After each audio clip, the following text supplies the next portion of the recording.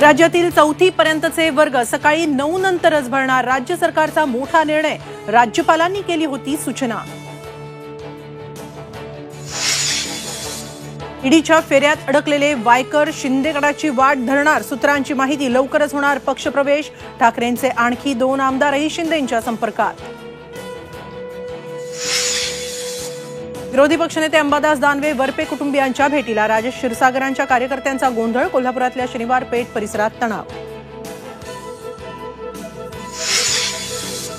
भुजबळांचं वय झालंय, जास्त ताण घेऊ नये, भुजबळ एक दिवस टपकून वर जातील, जरांगे पाटलांचं भुजबळांवर वादग्रस्त विधान.